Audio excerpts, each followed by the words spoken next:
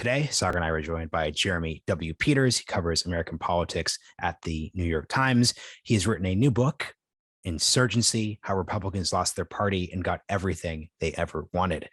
That second part of the title is one of the most defining questions of a realignment era in American politics. It's actually the question we first got interested in when we first started covering the realignment back in 2019. So this is the perfect episode to learn a bit more about domestic politics. I know with all the Ukraine news, everyone's going to be looking to learn more. So if you missed my episode with Dmitry Kafinas last week, go check that out. Unfortunately, that episode has not aged poorly because of its relevancy. And in the future, we're going to be looking to do lots of foreign policy topics. Quick things before we get into the episode. Number one, this is a book episode, so check out our bookshop. Support us, support the seller, and help us get 10% of the commission there. 2, Substack goes out on Thursdays. Go subscribe there. And 3, last but not least, would love any tips people send to help us keep the lights on. Of course, thank you to Lincoln Network. See you next time.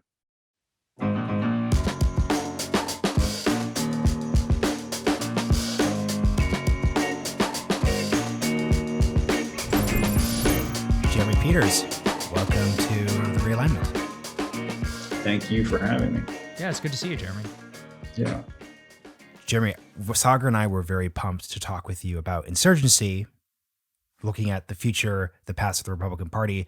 It's actually the topic that this podcast started on. It's a topic which has swayed a bunch of different ways over the past few years. So we're excited to learn that your book is really looking at this, not just in terms of who's up, who's down this week, but this longer 30, 40-year story. Let's just start here. I love the subtitle of the book because it sums up where Sagar and I are. How Republicans lost their party and got everything they ever wanted. Explain what that phrase means in the context of this topic. So I think it's looking at the two halves of the party, although they're not really halves anymore. It's kind of more like 5/8 of a pie and then this tiny little sliver off to the side. But it was an attempt to say, this is what happened when Republican establishment types, and by that I mean like the Mitch McConnells, the Mitt Romneys, the John McCains, were displaced as the center of political power in the party. And the second half is meant to explain how they got everything they ever wanted, why so many of those Republicans were largely fine with the arrangement, with the displacement, because while they had a leader in Donald Trump that many of them privately loathed, they loved the policies and can make peace with the ugliest aspects of Trump's rule, starting with January 6th, starting and ending, I guess, really with January 6th. And that's really a debate that we're having today. And I think, although I didn't intend it, the title Insurgency is apt in more ways than one, because it not only describes the struggle between the leaders of the party who lost out, as I say, but it also describes kind of the culmination of the worst parts of Trumpism on that day. It's interesting to me, Jeremy, in thinking about what you just spoke with, which is something I've tried to articulate here on this show, which is that Trump, 2016, you could say there is an ideological agenda from a policy perspective.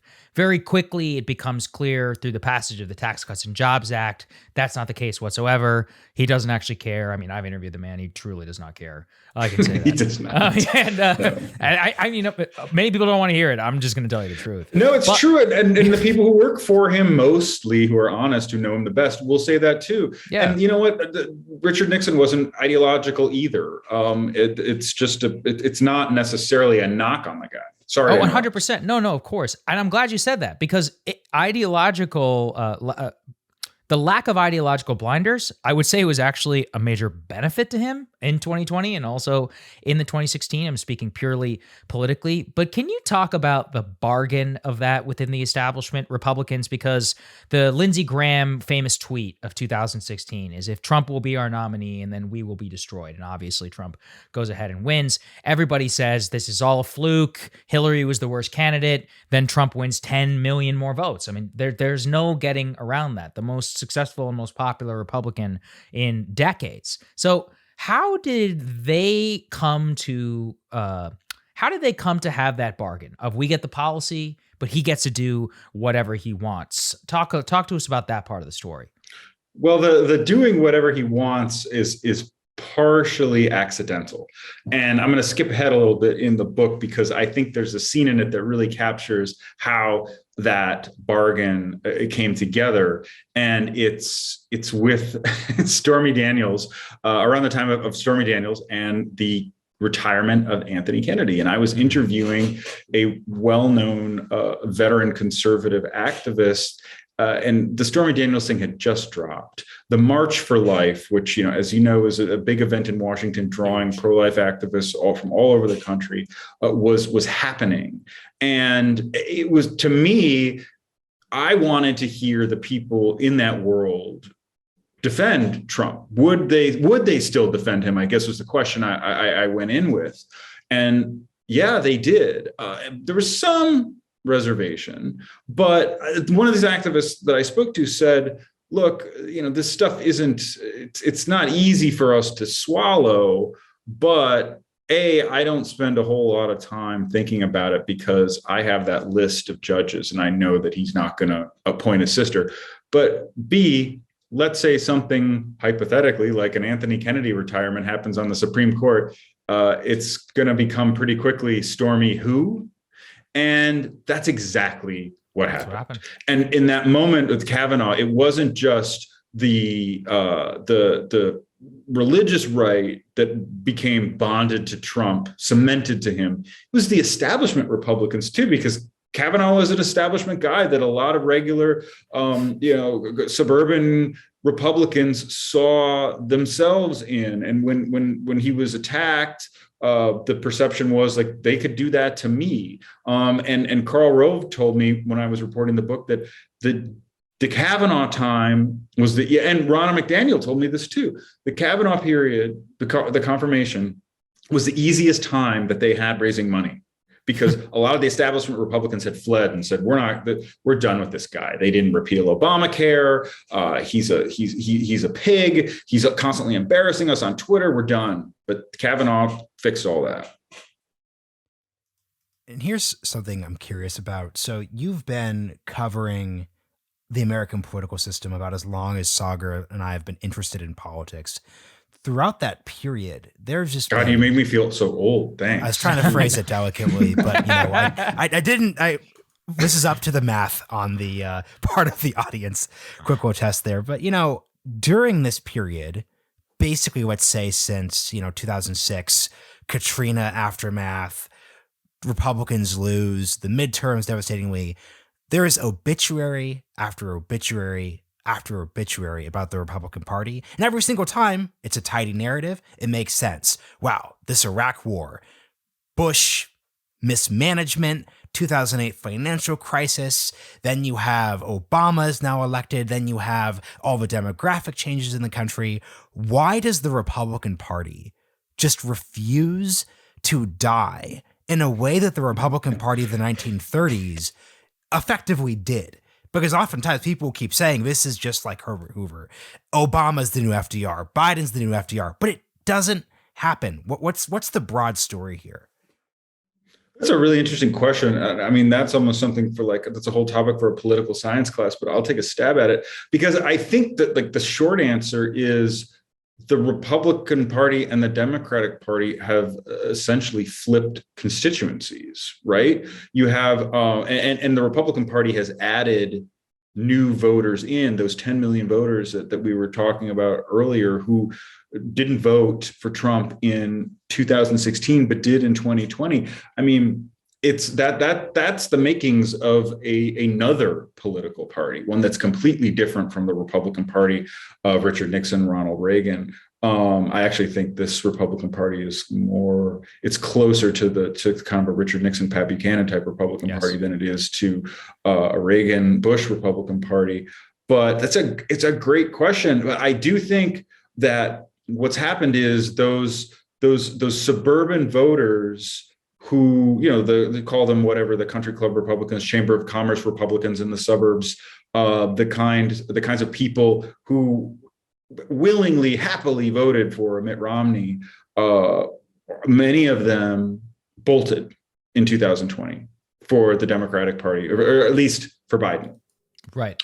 And that I think is a short answer about why it's not dead yet. What that party looks like in 2024, I don't know, because I don't know what Biden's standing is going to be and how much he's going to repel some of those people he won over reluctantly in 2020. And I don't know who Trump is going to be repelling either, because he certainly doesn't seem to be doing himself many favors with moderate swing type voters by, harping on about this election that was stolen from him. Yeah, and Sagar, quick follow up, because then I want to get your take on this, because I was raising the question because my take is that the Republican, and look, there's the cynical Mitch McConnell version of this, right? Like, you could win by being opposition, but I also think there's a more philosophical version of opposition, which is the reason why Republicans keep surviving, is that essentially since Obama, they've been the repudiation of whatever the status quo has been. So if you didn't like Obamacare, if you didn't like how the 2008 financial crisis was responded to, if you don't like COVID, if you don't like what your child's curriculum looks like, the Republican Party is just very good at perpetually just reinserting itself. And once again, there's no direct tie between the four things I just listed. So that's why the whole Trump, no ideology, no philosophical bit isn't particularly useful there. But I mean, Sagar, what do you think about this? Yeah, I mean, it's difficult, because this is where that's why I was going to ask you, Jeremy. I was going to be like, okay, let's chart the rise of this oppositional type politics. Because as you write in the book, to me, the first person it's always been that way, but the first person to say it, the quiet part out loud, was just Sarah Palin. It's just like, screw Obama. That's it. And the tip of the spear. Enough, yeah, right. Like, yeah. And Trump's pollster, Tony Fabricio, told me that. Yeah. She's the tip of the spear. It's his quote. I thought it was so great that I named the chapter about her, the tip of the spear. And you're right, Sagar, it's saying the quiet part out loud. And you see that in many of her phrases and her enemies that she antagonized for political purposes, that Trump would adopt, right? So you have her saying things like to reporters, and I believe she said this on the final day of her governorship in Alaska when she was resigning. She said to reporters, "Quit making things up." And it's like, it's one thing, Republicans have attacked journalists, mainstream reporters forever, but to accuse them of actually fabricating their stories was another level, and it was a precursor to fake news. I think she also had and this is not so much saying the quiet part out loud as it is like just outright misinformation. But remember, she originated, as best we can tell, at least certainly is responsible for making it a popular part of the political lexicon, the phrase death panels, right? Oh, yeah. I mean, that was her. I remember that. She, and I have a story in the book that I think people will be very interested in that has not been told before, about how exactly that ended up on her Facebook page. It was all her. She came up with a lot of the stuff herself. Not everything, which I also kind of get into, but yes, it was Sarah Palin. And she was not only good at channeling that the sense of cultural dislocation and displacement that these people felt, the people she spoke to felt. She also was one of them in the sense that they saw the way the Republican Party and the John McCain campaign treated, and the media, frankly, treated her. And recognized a kind of elite disdain that they felt in their own lives, a kind of, this condescension, being looked down on by people who they thought they were better than them.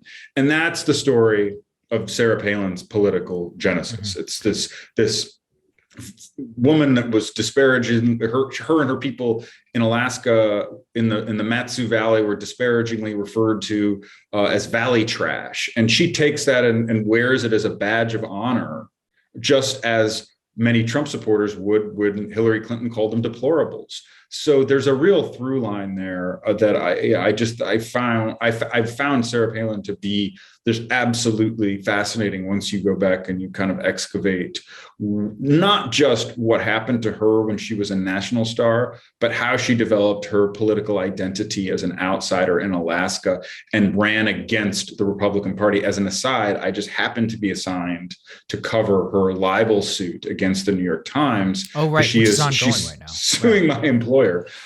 Which makes this,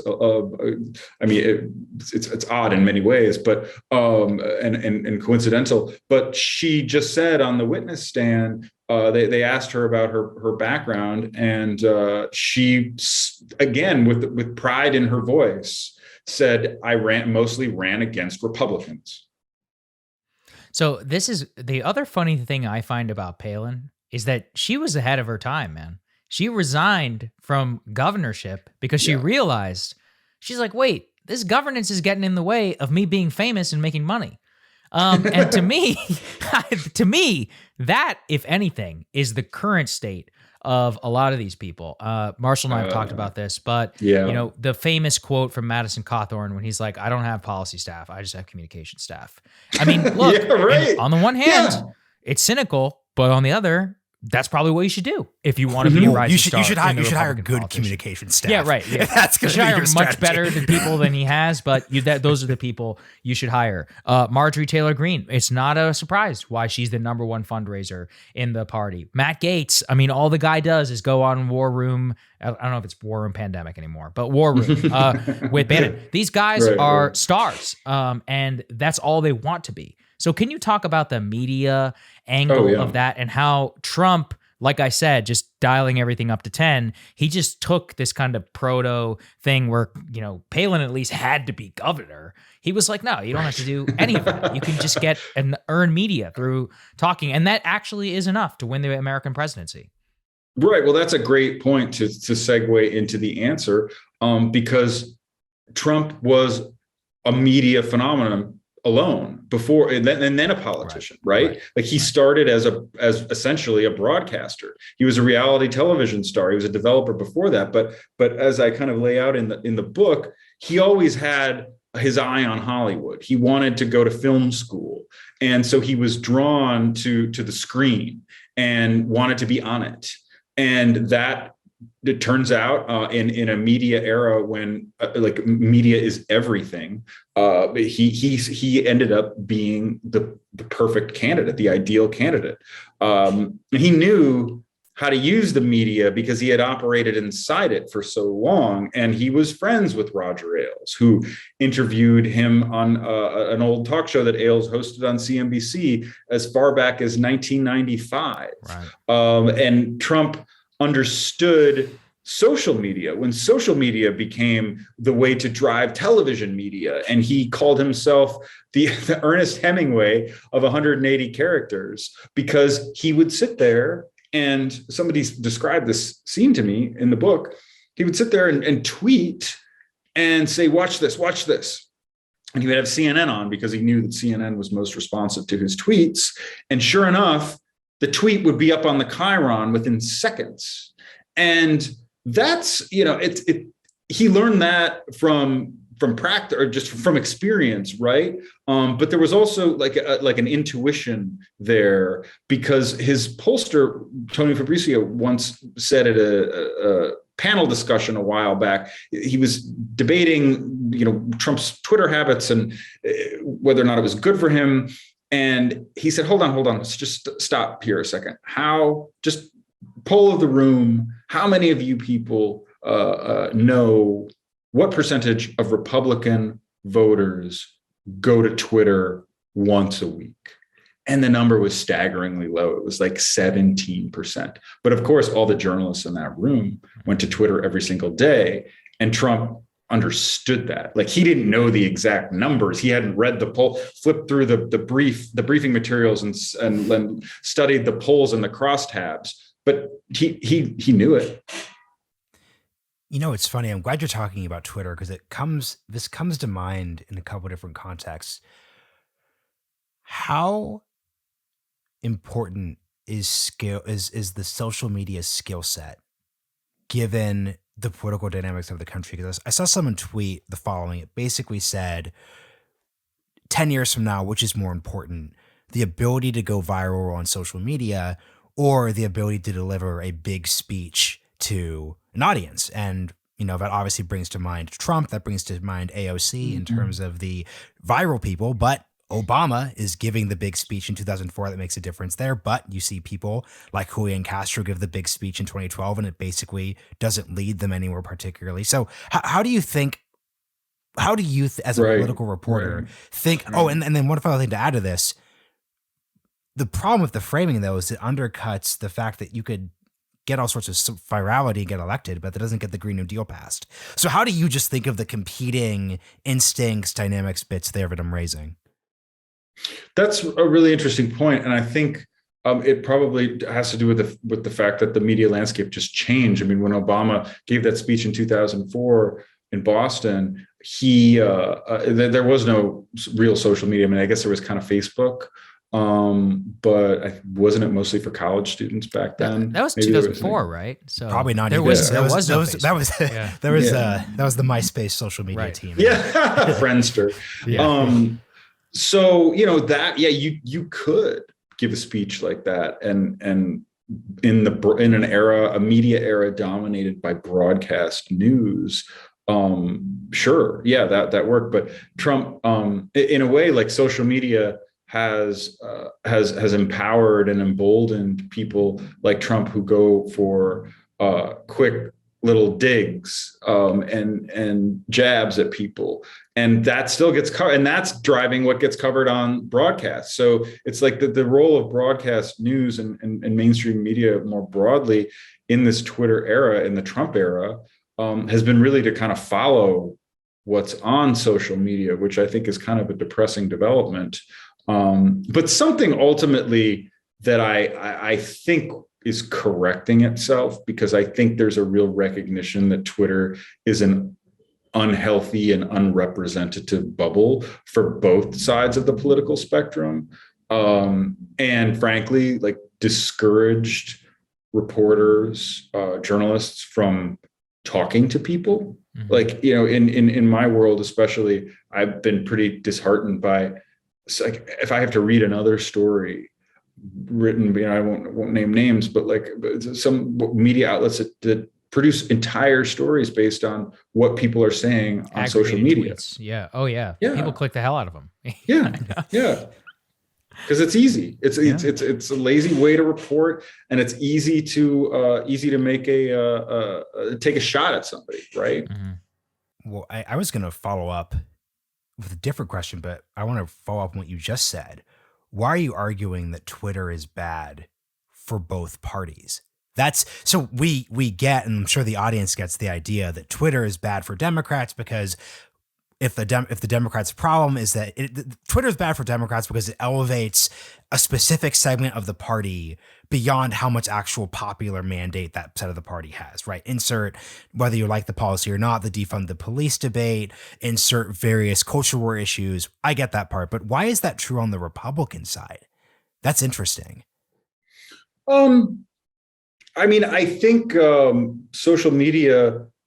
Well, the answer is I think you don't really need to look much further than Trump, right? Because I don't know, when I would be interviewing voters, almost all of them would mention their misgivings about Trump's social media, and I think it kind of contributed to the sense that he was unhinged and unsuited to be president, especially when, during the middle of a pandemic and a nationwide reckoning on racial inequality, he's tweeting about Nancy Pelosi drinking booze on the job and making fun of Stacey Abrams appearance. Like, it's just not very presidential. And I think people saw it that way.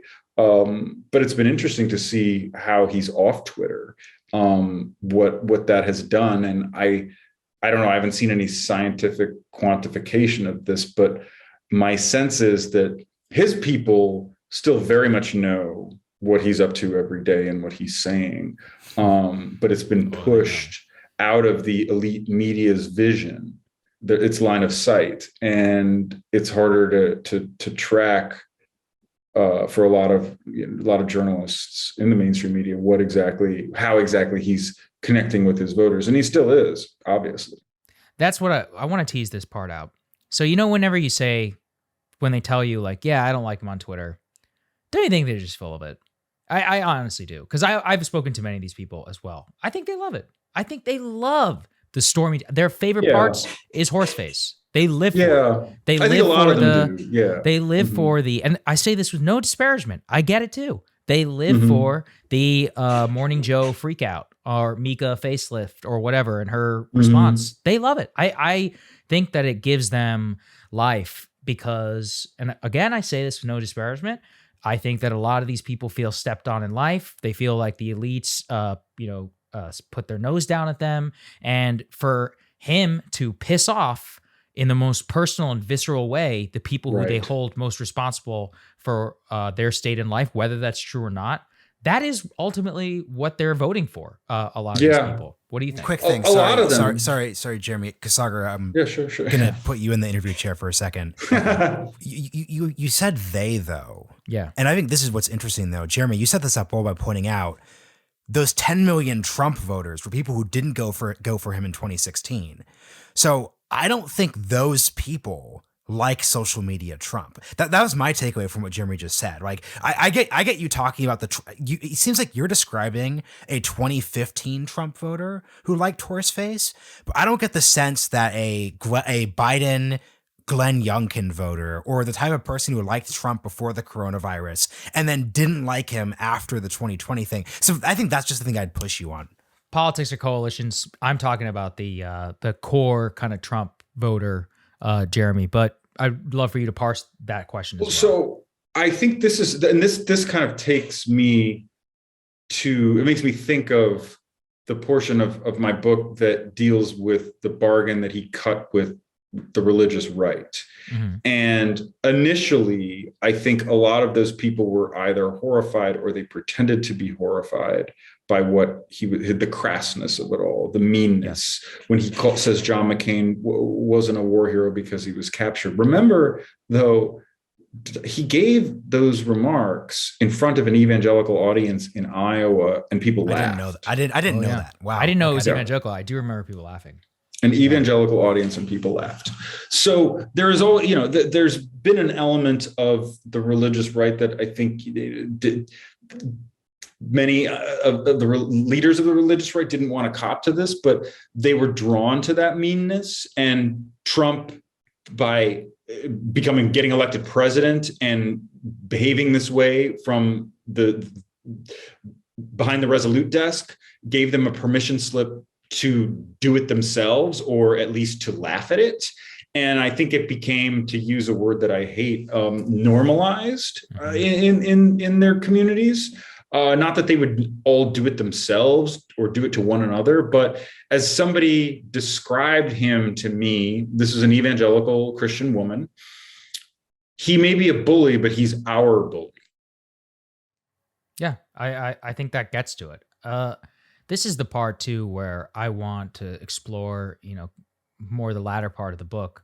What is the takeaway for the Republican Party today? And it's kind of funny. I've always found the takeaway to me is very clear. If the Stop the Steal had not taken over the brainworms of so many of these people, it's like, hey, Trump basically didn't do anything and basically tried to lose and still almost won the election by like 40,000 votes, which is kind of insane.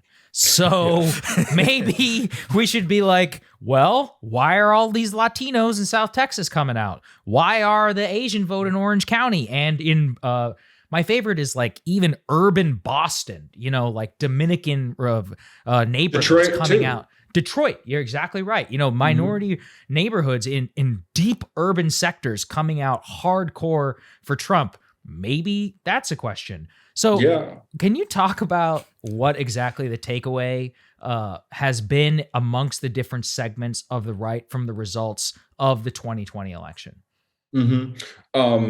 I think you hit it right on the head there with the minority vote, because I remember the narrative kind of going into 2020 was that the African American vote, which turned out for Biden in places like South Carolina and handed him the Democratic nomination decisively, was going to do that in the big cities in places like Michigan and Pennsylvania, and that's not what happened. I mean, it was it even got covered that way a little bit after the election, that it was the black vote that delivered Michigan to Biden, for instance, but it wasn't, because Biden got fewer votes in the city of Detroit in 2020 than Hillary got in 2016, and Trump and Pence got more. I mean, that blew my mind. By the way, Jeremy, I don't know if you know this is a big stop the steal talking point about why it's impossible for why Biden could have won the state of Michigan. They always point to this one. I'm like, yeah, it's called a different coalition. Like, I don't know what to tell you.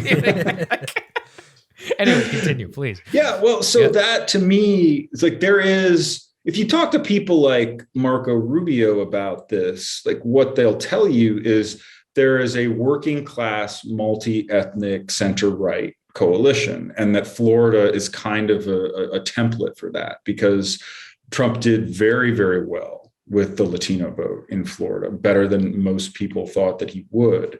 And it wasn't all like, oh, socialism is bad and Biden is Chavez, and that a lot of it had to do with the demonization of law enforcement, and other things that I think that just didn't sit well with voters. But that is a takeaway. Like, okay, if you can take Trump and like I mentioned Rubio because he explained this to me once in an interview that I did with him right after the election. It's like, if there's like a mute button for the incessant blather and complaining that Trump does, and the distractions that he's always throwing out there, like, is there a place for a Republican who is a culture warrior still, who identifies a lot of that, the kind of anti-left, defund the police points to hammer Democrats on, but who is also at the same time more of a kind of working class, has more working class appeal. And I think the problem there is, okay, how pro-working class can a Republican be? Are they going to be willing to, say, support an increase in the minimum wage? Are they going to raise corporate taxes? And so that's what I think they haven't quite figured out. If you listen to somebody like Josh Hawley these days, it's a very kind of anti-corporate. That's his agenda. It's very, very. It's not exclusively anti-corporate, but it's not. This is not Mitt Romney. Corporations are people, my friend. The depressing answer to your question is, and it's funny because if you listen to the first season of this show in 2019, we thought but how do you say you're working class unless you do minimum wage supports, unless you have a healthcare plan, unless you do this? That isn't necessary because Trump proved that you can deliver for the working class through the cultural lens. So you don't have, so the issue for Trump was that because he could run against defund the police, because he could run using the narrative about cultural condescension, distrust in institutions, you're going to see Republicans in the midterms, and you are seeing them focus on COVID restrictions. This is very much the Glenn Youngkin thing.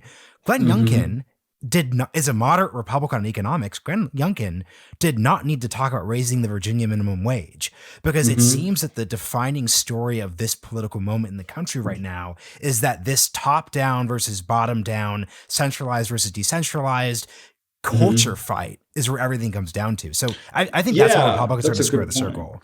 Well, yeah, the culture and to your point, the culture wars have kind of become a part of the argument over the economy, right? Because the COVID shutdowns are directly impacting the economy. And that's kind of new, because you're not just talking about gay marriage and abortion, and that doesn't have anything to do with the economy, right? So no, I hadn't thought of it that way, but that's a good point. And what I just add to this is, to add to this is, let's put it this way. We've had Josh Hawley on the show twice. More Republican voters are going to be turned on by the fact that the mainstream media deeply does not like him. I think in many cases for deserved reasons, but there are more people who like the fact that he is verboten in certain circles. He has the right enemies, right? Than any big tech wonky remaking the Republic. I mean, look, you're seeing this, and we should talk about. You're seeing this with like JD Vance, right? JD Vance also had him on the show. JD is not performing particularly well in the polls in Ohio. He's giving speeches where he's saying we're going to raise taxes on upper middle class people who disagree with you, Republican working class voters. He has the wonky, but no one cares. So I think that's just the data point that I'm looking at. That's really interesting. Yeah, I mean, voters can also kind of smell a phony too. But I would say that with Hawley, that takes us back to Sarah Palin, right? Because the point that we started on here about why she was the tip of the spear in the Republican, of the MAGA movement, as I say in my book, is she had the right enemies, right? Mm-hmm. The Republican elites hated her. The mainstream media hated her. And that's what Trump had even before he got involved in politics. To take you back to that scene with Roger Ailes in 1995, Roger says to Trump, I've never quite figured out, how is it that you, this rich guy from Manhattan, married to all these beautiful women, flying around in your jets and everything, how is it that the cab drivers and the hard hats are like, hey, Donald, we love you. And Trump says, I think it's because the rich people don't like me. And he was right about that. And I think like it took him to explain that to Roger Ailes, who probably got it, but the fact that Roger asked him that, and then from that point on, kind of saw Trump as this kind of blue collar working class hero. It's just a reminder that this has really always been with us, and it took Trump to kind of make it a politically viable path that once he got, of course, the Republican establishment and the Bush wing of the party out of the way. Well, that's the crazy part to me. And this is where I'm curious for your thoughts. I'm not sure if you're familiar with the debate around barstool conservatism, but you said something very key, which is that the culture war fights of today, abortion kind of, but even then not really, have no semblance to the 1990s. We're not talking about violence in video games. Abortion, yes. Gay marriage is obviously law of the land. The culture war changed dramatically in the year 2014. It became much more about political correctness. It became about, debates around race, the proliferation then also of critical race theory. Then it also became just simply about the way that you speak, which doesn't quite come down to political correctness, but is encompassed by that. And that is typified to me by the barstool phenomenon of that. And this is all Matthew Walther. I didn't come up with this, that there are tens of millions of voters who care a lot about political correctness and who either don't care or are either pro-choice themselves. Or there are a lot of people out there who are pro-gay marriage, but also who despise, the defund the police movement, or even, some of the worst excesses of modern leftism. And then you combine that even more so with pandemic restriction and an obviously unified message from the media and from the scientific community about one way of the virus, and then, haphazard and alternative ways being offered here, and the lack of debate. And you see it again activated under the umbrella of political correctness. It's how the whole free speech, debate has morphed and is being accused of being a right-wing issue, but that's because those are generally the places where it seems targeted the most. So to me, like, it's really anti-political correctness is the modern heart of the GOP. And so whenever I hear people say, how can Ted Cruz, be for anti-union, non-minimum wage, vote for a corporate subsidy, all of this, and still call himself the blue collar, blue jeans party. It's like, well, there are a lot of blue collar, blue jeans people who really hate the liberal elite. I mean, like it's simple. Mm-hmm. And not only hate, are willing to vote only on that. I mean, Mm-hmm. that seems to be the beating heart of the GOP, but I'm not sure so many people have realized it yet. I'm curious from your perspective about how even in the party themselves, whether they understand that. Mm-hmm. Well, I guess, the question is like, can that formula work in a blue state? And it's entirely candidate dependent because Right. Glenn Youngkin, I think people tried to use that as an example of how you can run as a Trump, as a Republican in Donald Trump's party without fully embracing Trump. But he's so unique. I don't know that he's so anomalous in my opinion. Yeah, I agree. Yeah, really, I'm curious for your takeaway from Youngkin. I think the same thing. I think that you're not going to find Glenn Youngkin's popping up all over the place in purple and blue states. And I can that kind of person get through a Republican primary, right? And I think that's a challenge for Republicans going forward. Is if unless you have a Glenn Youngkin who was able to do that. In the circumstances, ranked choice voting, exactly. Right. Yeah. So it's all these variables that don't exist in every state. And it's, look at what's happening in the primary for Senate in Georgia, right? Like you could have a Glenn Youngkin type candidate who's running there. I don't really know of one, but the guy who's leading in the polls, at least last I checked, is Herschel Walker, right? Mm-hmm. And so, I don't know. This is Donald Trump's legacy, right? Like he's left the party kind of in the same position as when it started. People are still fighting over how much he matters. And the thing that's funny here, depending on your perspective, whether it's funny or not, is it seems that at a candidate level, a lot of folks, and this relates back to the J.D. Vance, Josh Mandel reference, seem to be taking all these lessons from Trump when it's not quite clear to me whether those lessons basically apply to anyone else. Because, sorry, we talked about this before. We could say, well, Trump showed you, as Sarah Palin did, that you can turn against the media. Well, Ted Cruz got number 2 in the primary in 2015. Right. And as people pointed out, media distaste and Ted Cruz style bad boyism, if that could even be a thing, played a huge role in that. So what are the actual lessons from Trump? Because I'm sure you see these people every election cycle. There's some try-hard dude who's like, I'm the MAGA America First candidate, and they're tweeting and they've got 1,000 followers. And it's actually very cringe and basically no one cares. What's the actual lesson, do you think?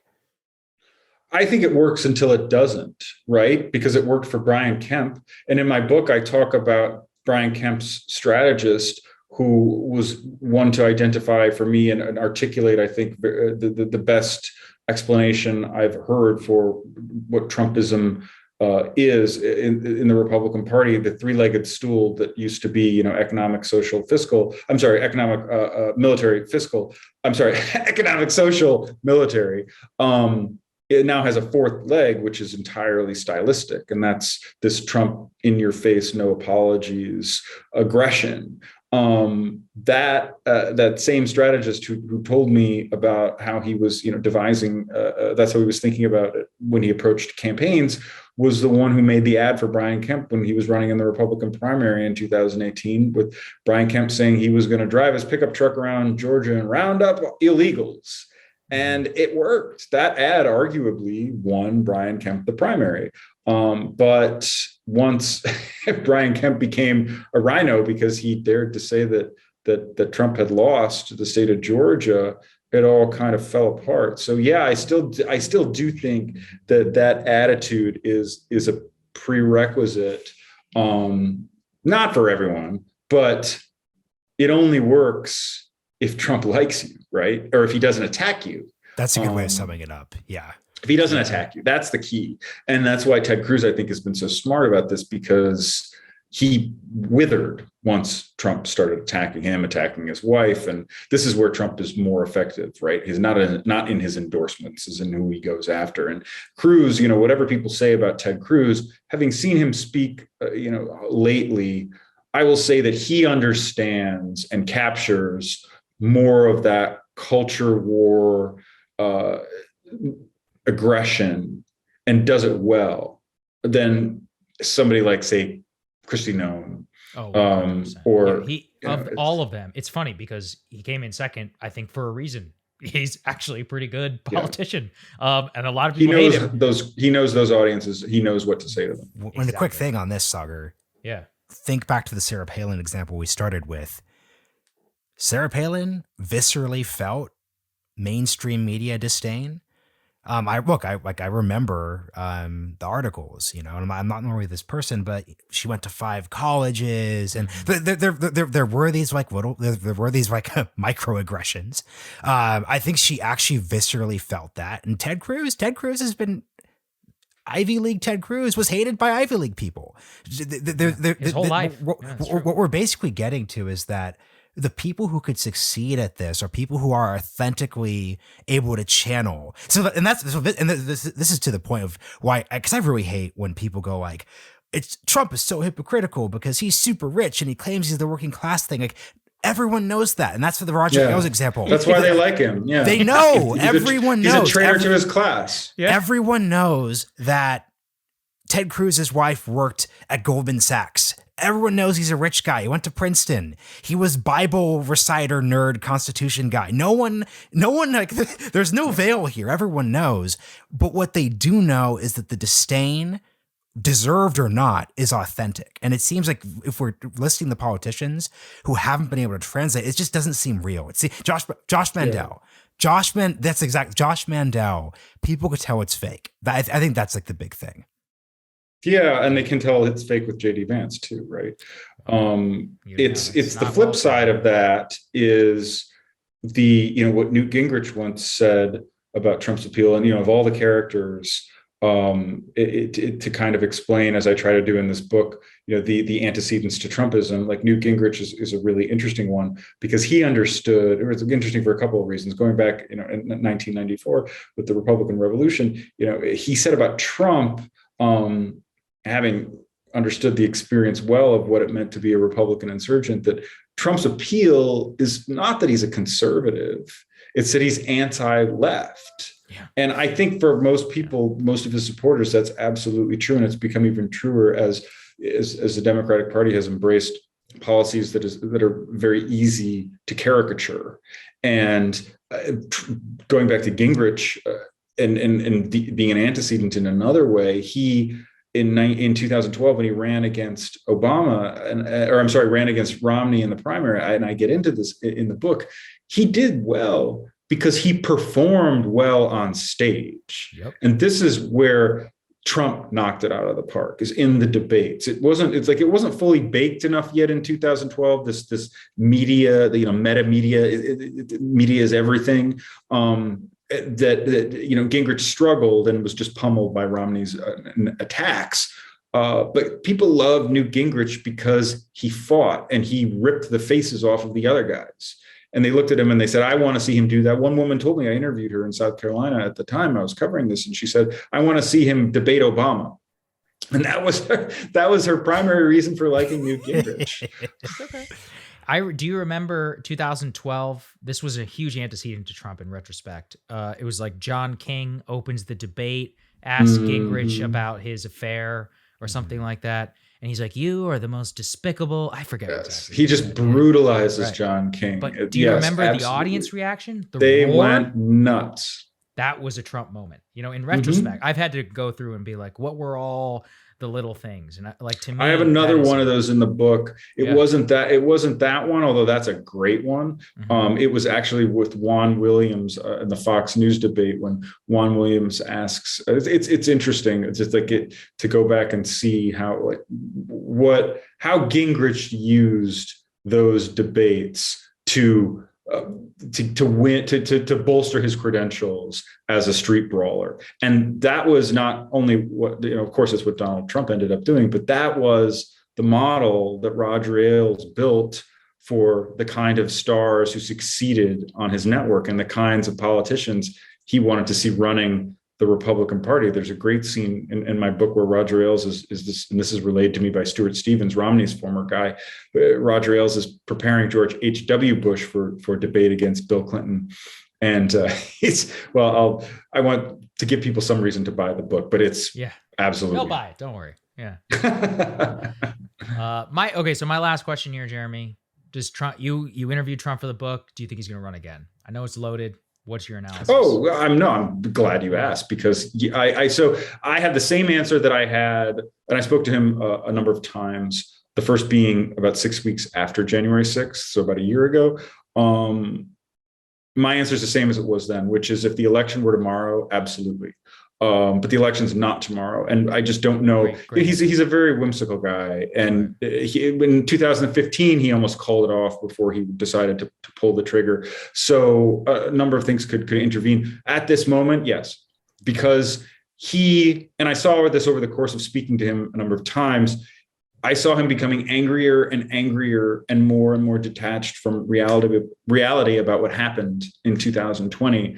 And he went from basically saying not overly disparaging things about most Republicans in the first interview to the final interview, taking credit for everybody's victory who ran with an R after their name, from Ron DeSantis to That's Susan his favorite Collins. thing. He's like, he was a nobody without me. Nobody.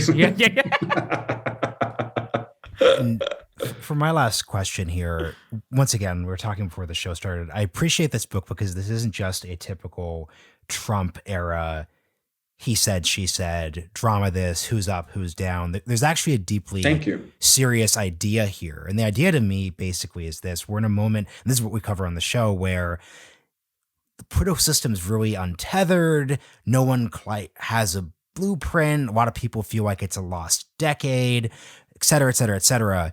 But within this 30, 40-year history, there are these proto people.